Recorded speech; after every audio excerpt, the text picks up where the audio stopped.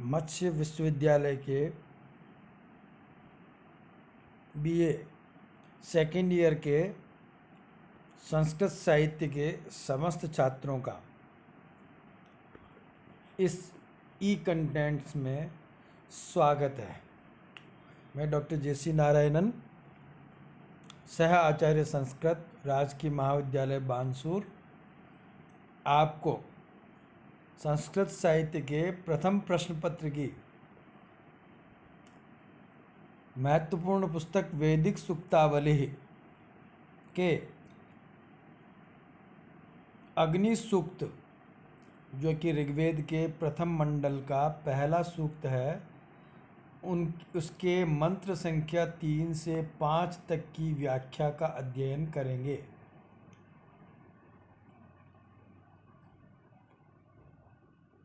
सभी छात्र सावधानी से इस व्याख्यान को सुने और अंत में दिए गए प्रश्नों का उत्तर देवें।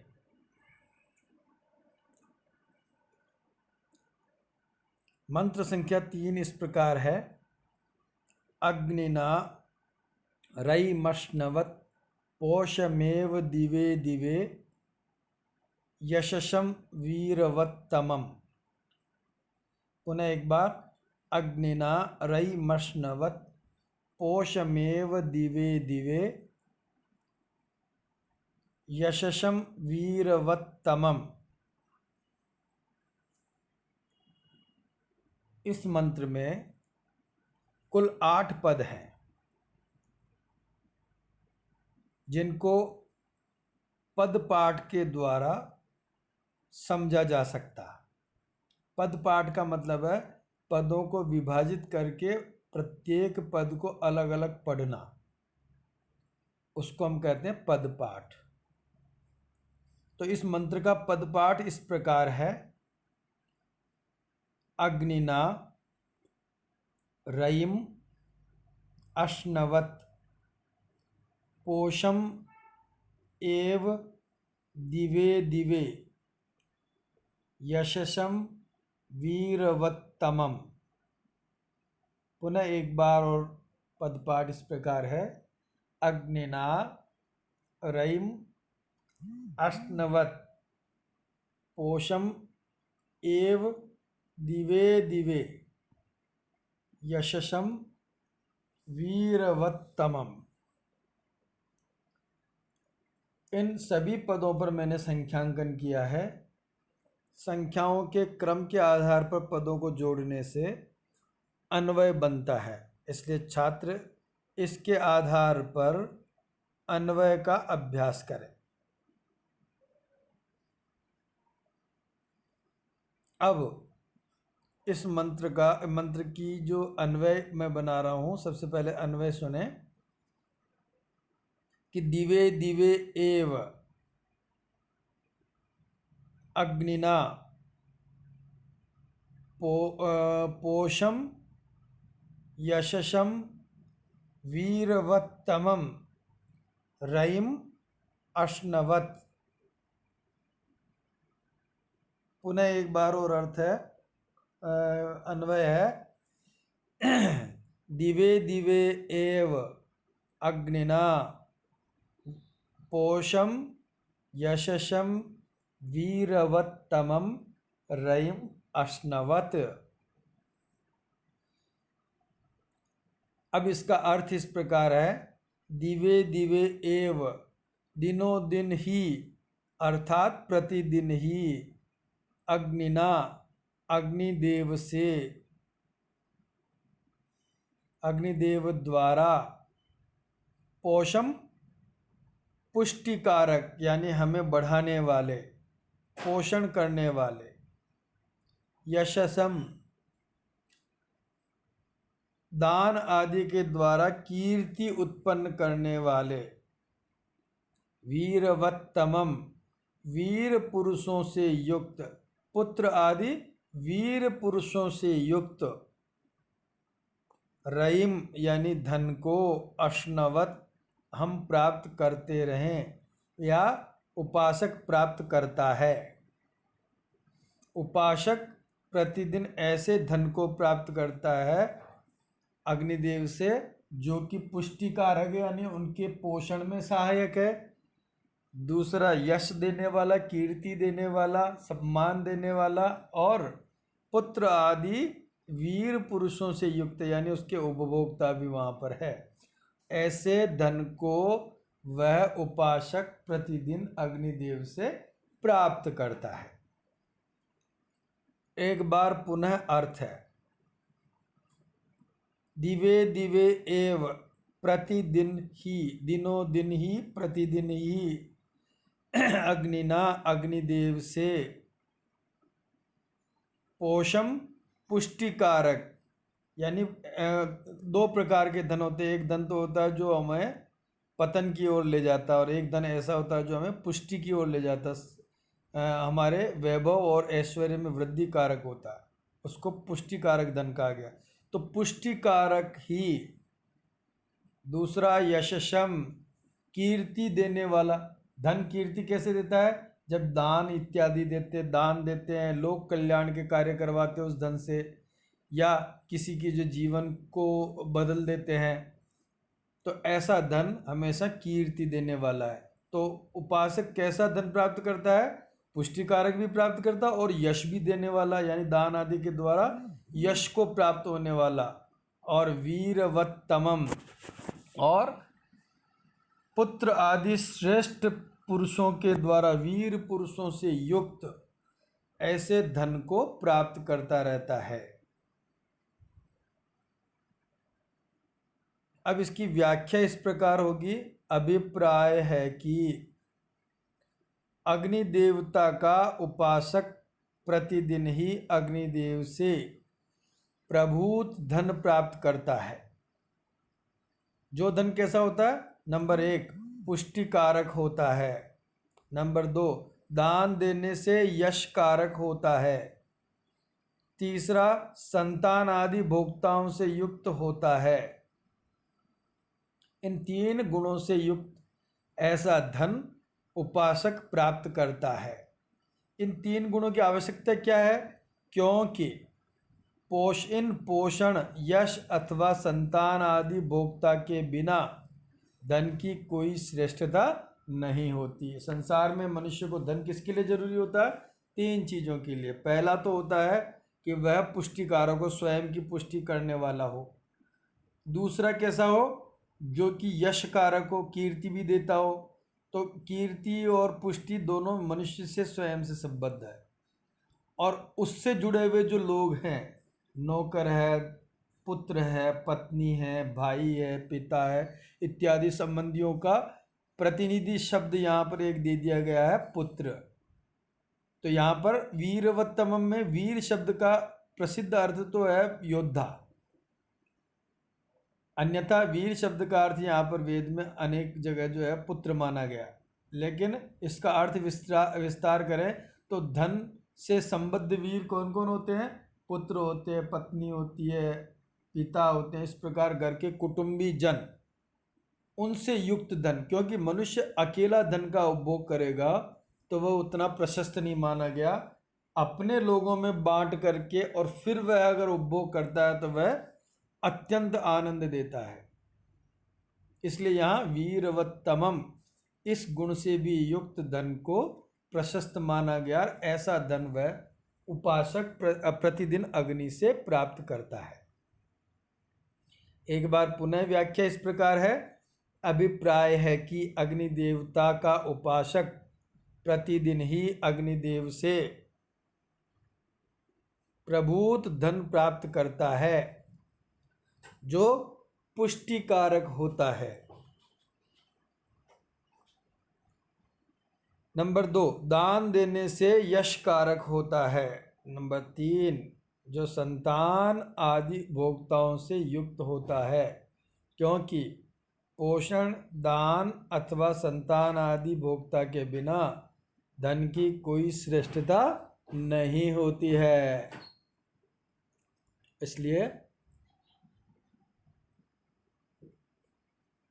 ऐसा धन प्राप्त करता है। अब टिप्पणियाँ इस प्रकार है। रईम में रा दान देना अर्थ वाली धातु है और डई प्रत्यय। अश्नवत अश धातु प्राप्त करना प्लस लोट लकार प्रथम पुरुष एक वचन।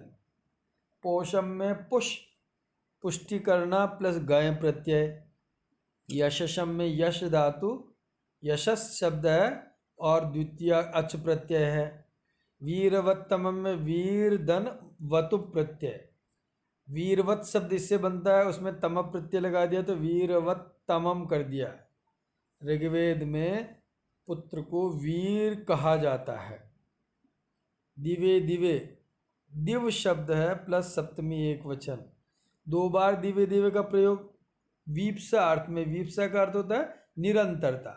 अगर किसी बात को और ज़्यादा निरंतरता के लिए बताया जाए तो उसमें उस शब्द को दो बार लिख देते हैं। जैसे दिनों दिन यानी प्रतिदिन, दिवे दिवे दिनों दिन प्रतिदिन। तो प्रतिदिन निरंतरता के अर्थ में द्वित्व का यहाँ पर दिवे दिवे में प्रयोग किया गया है। इसमें छंद गायत्री है। गायत्री छंद का जैसा कि लक्षण पहले ही बता दिया गया था कि इसमें 3 चरण होते हैं। प्रत्येक चरण में 8-8 वर्ण होते हैं, कुल 24 वर्ण होते हैं। वैदिक जो छंद है वो वर्णात्मक है, यानी वर्णों की गिनती के आधार पर उनका लक्षण ज्ञात होता है।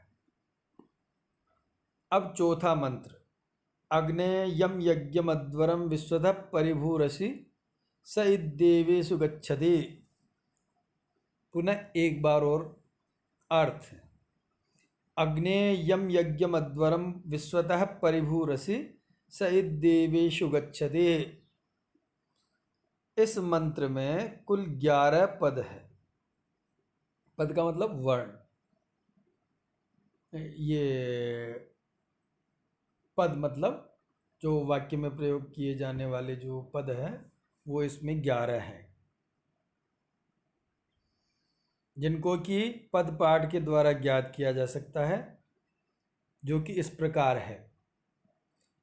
अग्ने यम यज्ञम अध्वरम विश्वतः परिभूः असि सह इत देवेषु गच्छति। पुनः एक बार और अर्थ है, अग्ने यम यज्ञम अध्वरम विश्वतः परिभूः असि सह इत देवेषु गच्छति। ये 11 पद जिस पर मैंने संख्यांकन किया है, संख्याओं को क्रम से जोड़ने पर अन्वय का ज्ञान होता है। छात्र इसके आधार पर अन्वय का अभ्यास कर सकते हैं, जिससे कि किसी भी मंत्र का अर्थ ज्ञात किया जा सके। अब इसका अन्वय इस प्रकार होगा, अग्ने यम अध्वरम यज्ञम विश्वतः परिभूः असि सह इत देवेषु गच्छति। इसका अर्थ या व्याख्या इस प्रकार होगी, अग्ने हे अग्निदेव, यम आप जिस अध्वरम यानी हिंसा रहित यज्ञम यानी यज्ञ को विश्वतः सभी दिशाओं में चारों ओर से परिभू यानी व्याप्त असि यानी हो रहे हो, जिस यज्ञ को सभी दिशाओं में चारों ओर से व्याप्त हो रहे हो, सह वह यज्ञ इत यानी निश्चय ही देवेषु गच्छति देवताओं में तृप्ति के लिए गच्छति यानी जाता है, प्राप्त होता है। वह देवताओं को निश्चय ही प्राप्त होता है। किसके लिए? देवताओं की तृप्ति के लिए। पुनः एक बार और अर्थ है, अग्ने हे अग्निदेव यम अध्वरम यज्ञम जिस हिंसा रहित यज्ञ को आप विश्वतः सभी दिशाओं से और चारों ओर से परिभू यानी व्याप्त असि यानी हो रहे हो, सह वह यज्ञ इत यानी निश्चय ही देवेषु देवताओं में यानी देवताओं की तृप्ति के लिए, गच्छति यानी प्राप्त होता है, यानी आप निश्चय से ही देवताओं को यज्ञ का भाग पहुंचाते हैं। और जब वो देवतागण संतुष्ट हो जाते हैं तो संतुष्ट होकर के मनुष्य को दान आदि के द्वारा संतुष्ट करते हैं। तो आपके आधार पर ही यज्ञ की पूर्णता है। इसकी व्याख्या इस प्रकार होगी कि अभिप्राय है कि अग्नि ही धूम्र के रूप में यज्ञ की सभी दिशाओं को व्याप्त कर लेता है तथा आहुति के रूप में संप्राप्त द्रव्यों को धूम्र बनाकर देवताओं तक पहुंचाता है। इससे देवगण तृप्त होकर उपासकों के अभिष्ट को सिद्ध करते हैं।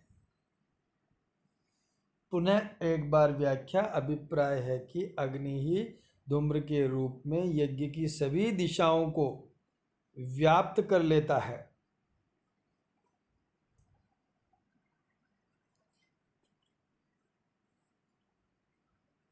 तथा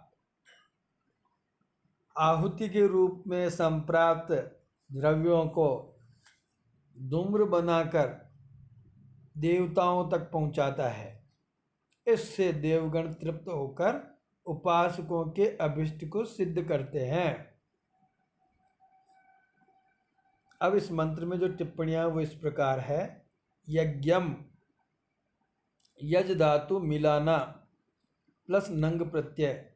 यज्ञ के बारे में पूर्व में भी टिप्पणी दे चुका हूँ, जिसमें ये कहा गया है कि अग्नि में देवताओं को लक्ष्य करके मंत्र बोल करके निश्चित पदार्थों की आहुति देना यज्ञ कहलाता है। इस यज्ञ से अपूर्व भाव उत्पन्न होता है, जिससे देवगण संतुष्ट होते हैं और वो मनुष्य के लिए देने योग्य पदार्थों को प्रभूत रूप में प्रदान करते हैं। अध्वरम, न द्वरम। द्वर किसको कहते हैं? ध्वरी धातु हिंसा करना और अच प्रत्यय। द्वर का मतलब हिंसा युक्त कार्य। न द्वर इति अध्वर है, अर्थात जहाँ हिंसा नहीं हो उसको कहते हैं अध्वर। महर्षि यास्क ने भी कहा अविद्यमानो ध्वरो हिंसा यत्र इति अध्वर है।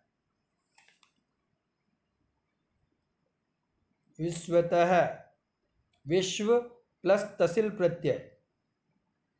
परिभू, परि धन भू प्लस क्विप प्रत्यय। इत यह निश्चयार्थक निपात है।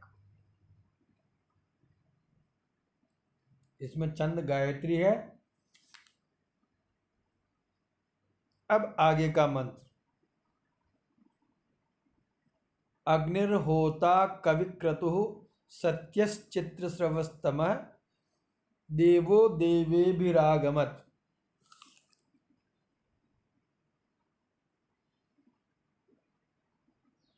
दोबारा।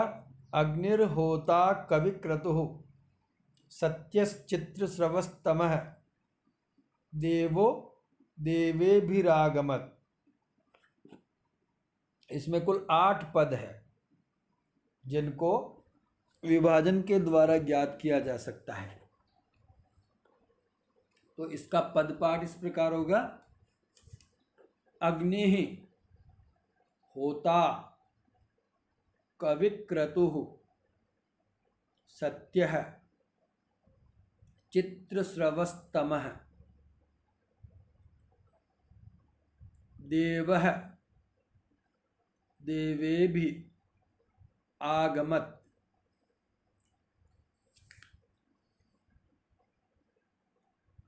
एक बार पुनः। अग्नि होता कविक्रतुः सत्यः चित्रस्रवस्तमः देवः देवेभि आगमत्। ये 8 पद है। मैंने संख्यांकन किया। छात्र संख्याओं को क्रम से जोड़ेंगे तो अन्वय का अभ्यास होगा। अन्वय इस प्रकार है। होता कविक्रतुः सत्यः चित्रस्रवस्तमः अग्निः देवः देवेभिः आगमत्। एक बार पुनः अर्थ है, होता कविक्रतुः सत्यः चित्रस्रवस्तमः अग्निः देवः देवेभिः आगमत्। इसका अर्थ इस प्रकार है, होता, होता का अर्थ देव पुकारने वाला, देवों को पुकारने वाला या देवों का आवाहन करता। कवि क्रतु क्रांत दृष्टा, क्रांत मतलब तीनों कालों में, दृष्टा यानी देखने वाला। तीनों कालों में कौन देखता है? अग्नि, भूत भविष्यत और वर्तमान। तीनों कालों में जो देख लेता है उसको कवि क्रतु कहा गया है। सत्य है, वास्तविक। चित्र स्रवस्तम है, चित्र यानी विविध विचित्र प्रकार के, स्रव यानी भोज्य पदार्थों से युक्त। अग्नि देवः अग्निदेव, देवे भी अन्य देवताओं के साथ, आगमत इस यज्ञ कर्म में आवे, इस यज्ञ कर्म में उपस्थित होवे। पुनः एक बार और अर्थ है। सबसे पहले अग्नि के विशेषण है, होता देवताओं को पुकारने वाला, कवि क्रतु तीनों कालों में देखने वाला, और वास्तविक तथा विविध प्रकार के विचित्र धनों से परिपूर्ण भोज्य पदार्थों से युक्त अग्निदेव अन्य देवताओं के साथ इस यज्ञ कर्म में आवे, उपस्थित हो, यज्ञार्थ यज्ञ की पूर्णता के लिए।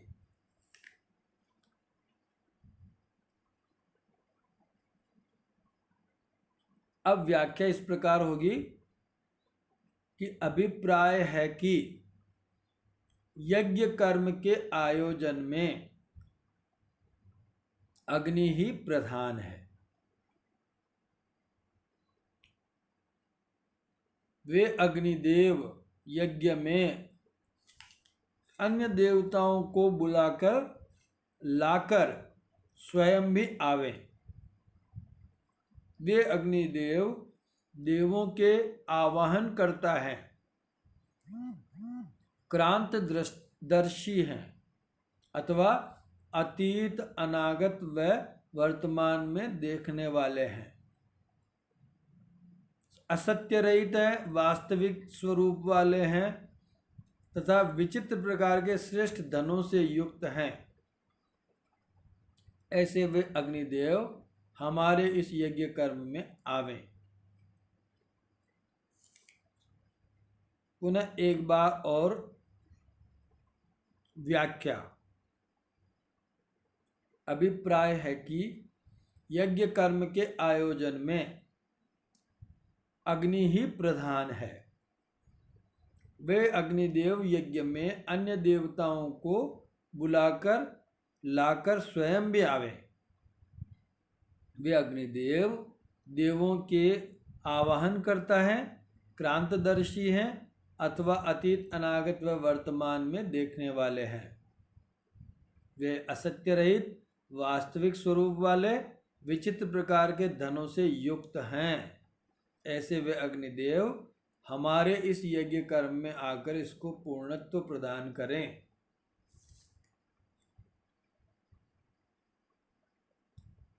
इसमें टिप्पणियां इस प्रकार होगी। होता, हु धातु पुकारना प्लस त्रिच प्रत्यय,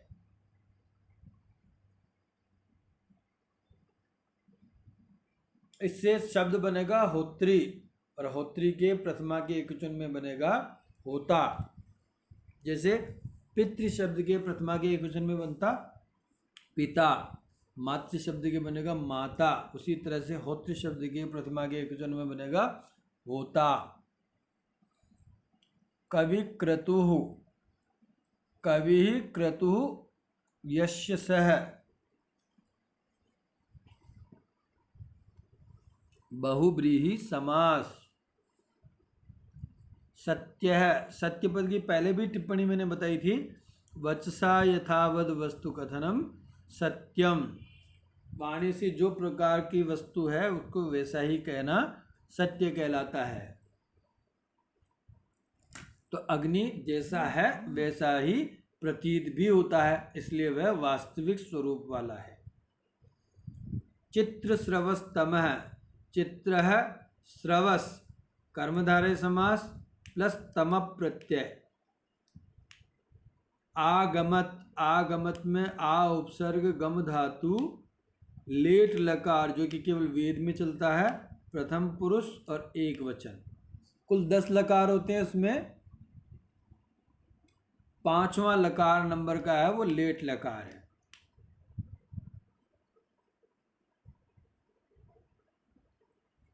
तो ये लेट लकार 5वें नंबर का है, ये वेद में प्रयुक्त होता है। इसमें छंद वही है, गायत्री छंद है, इसमें वही गायत्री छंद है।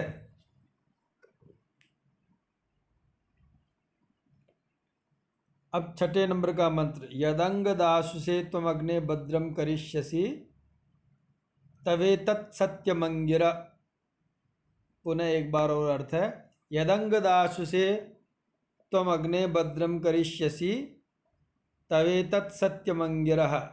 इसमें कुल 12 पद है जो कि पदपाठ से ज्ञात होंगे। पदपाठ इस प्रकार है, यत अंग दाशुषे त्वम अग्ने भद्रम करिष्यसि तव इत तत् सत्यमंगिरः, तव इत तत् सत्यम अंगिरः।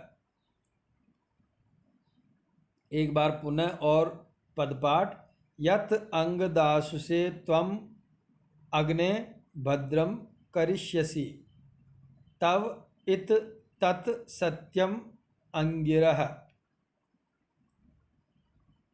इसका अन्वय के लिए संख्या का अंकन कर दिया गया है। संख्यांकन के आधार पर अन्वय का अभ्यास किया जा सकता है। अन्वय इस प्रकार है, अंग